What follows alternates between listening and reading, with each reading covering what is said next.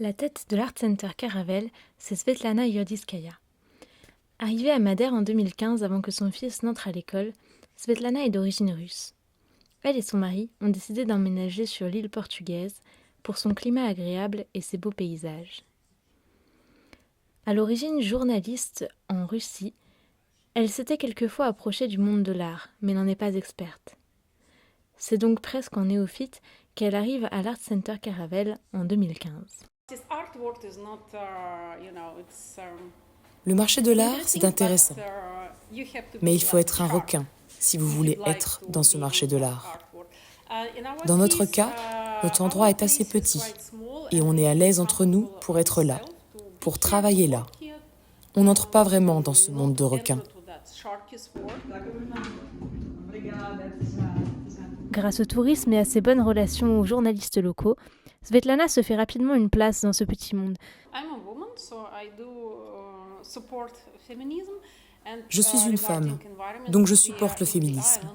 Et concernant l'environnement, comme je vis sur une île, si quelque chose arrive, il n'y a nulle part où s'échapper. Donc, on est très inquiet à propos de l'océan. Tous les ans, de nouvelles catastrophes arrivent sur des îles. Des fois, des choses très étranges arrivent dans nos océans. Des disparitions d'espèces, d'autres espèces venues d'ailleurs.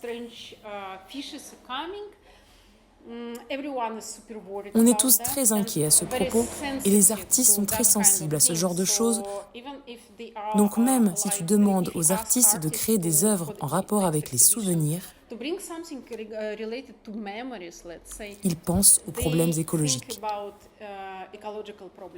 Communicante, organisatrice, directrice artistique, Svetlana s'occupe presque à elle seule du maintien de l'Art Center Caravelle. Et c'est un travail énorme. Ça n'est pas facile. Svetlana ne peut se projeter que jusqu'à 5 ans. D'ici là, elle voudrait ouvrir à tout public les ateliers d'art-thérapie qu'elle organise aujourd'hui pour les étudiants. La santé mentale est importante pour tout le monde en ce moment. Notre société n'est pas en bon état. Il y a une sorte de dépression dans l'air. On est très inquiet à propos de notre avenir. On peut aider avec de l'art-thérapie. On donne déjà de l'art-thérapie qu'on voudrait continuer. Mais j'aimerais qu'on le fasse aussi pour le grand public. Elle voudrait aussi élargir les domaines artistiques représentés dans sa galerie à la musique.